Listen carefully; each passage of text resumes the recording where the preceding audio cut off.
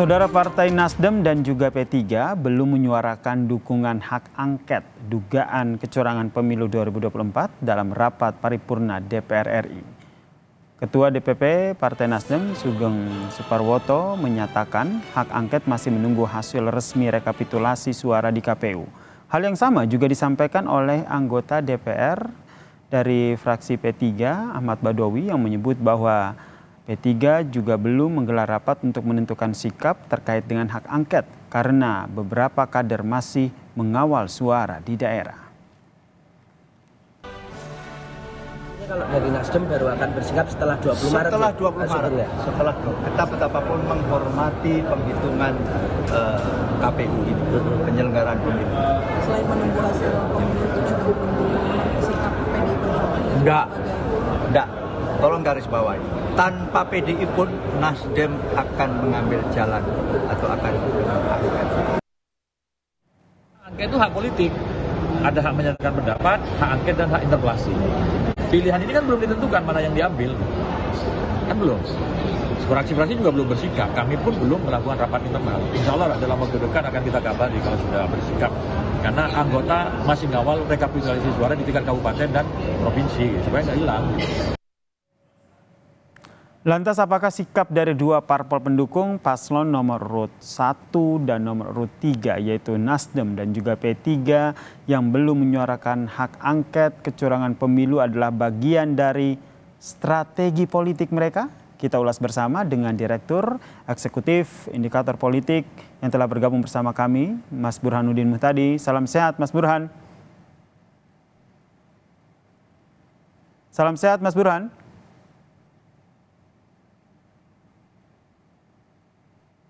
Mas Burhan, ya kami mencoba memperbaiki hubungan komunikasi dengan Mas Burhanuddin Muhtadi selaku Direktur Eksekutif Indikator Politik terkait dengan membahas bagaimana sikap dari dua parpol pendukung paslon nomor urut 1 yaitu P3 dan juga paslon nomor urut 1 yaitu Nasdem dan juga paslon nomor urut 3 yaitu P3. Salam sehat Mas Burhan. Salam sehat Yasir. Nah Mas Burhan, ini seperti apa Anda melihatnya ini? Tadi kalau kita lihat nih ternyata ada Nasdem dan juga P3 yang ternyata belum secara lantang begitu menyampaikan ataupun menyuarakan hak angket mereka terkait dengan dugaan kecurangan pemilu. Ya memang kedua partai ini masih menyisakan tanda tanya apakah keduanya komit untuk melanjutkan agenda politik terkait dengan isu kecurangan di Pilpres dengan menggulirkan angket atau tidak. Nah, alasan yang disampaikan oleh kedua fraksi P3 maupun Nasdem ini itu terkesan alasan yang dicari-cari untuk menunda-nunda atau menyembunyikan agenda di belakang layar yang mereka sedang kerjakan. Misalnya alasan P3 bahwa belum diputuskan oleh fraksi terkait dengan apakah angket atau tidak. Sementara Ketua Umum P3 yaitu Pak Mardiono katanya sudah mendiskusikan soal partai-partai pendukung 03 untuk menggulirkan hak angket. Sementara Nasdem alasannya bersembunyi di balik logika bahwa proses penghitungan suara masih berlangsung dan menunggu hasil keputusan resmi KPU terkait dengan pemenang Pilpres. Ini dua alasan yang menurut saya tidak terlalu kuat untuk menunda angket dan lagi-lagi menunjukkan betapa potensi masuk angin di antara partai pendukung paslon 01 dan 03 terkait dengan angket sangatlah besar. Oke, ini apa yang menurut Anda tengah dinanti oleh lobi-lobi politik seperti apa yang nantinya Anda lihat baik dari Nasdem maupun P3? Terutama Nasdem ya, karena Nasdem punya kursi jauh lebih banyak ketimbang P3 dan kita tahu ya sudah ada komunikasi yang sangat intensif bahkan terpotret oleh media pertemuan antara Surya Paloh dan Presiden Jokowi pasca Pilpres. Jadi meskipun keduanya membantah ya pembicaraan berkaitan dengan hak angket, tetapi pertemuan itu sendiri menunjukkan sesuatu ya yaitu Nasdem membuka opsi untuk bergabung dengan pemerintahan pasca Jokowi jika Prabowo Gibran unggul. Anda melihatnya ini ada kaitannya sehingga akhirnya Nasdem hari ini tidak secara lantang begitu, tidak seperti partai yang lain yang menyuarakan hak angket. Sebenarnya Nasdem sudah mengirim sinyal terutama kepada Ibu Mega dan PD Perjuangan untuk menseriusi agenda angket.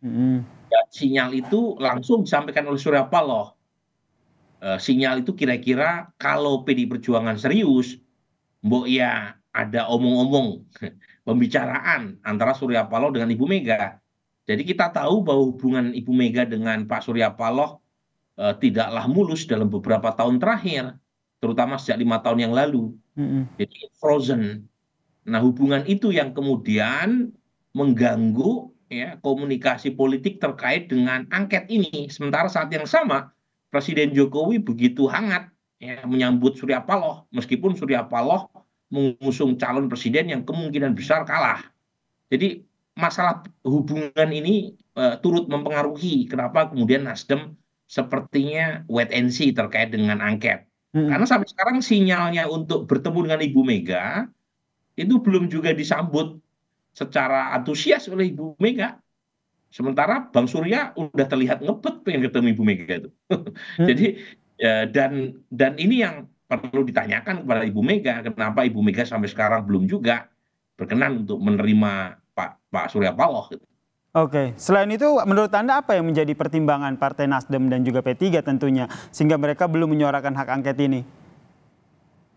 Ya kalau alasan formalnya kan seperti yang disampaikan oleh Nasdem bahwa mereka menunggu hasil final official dari KPU.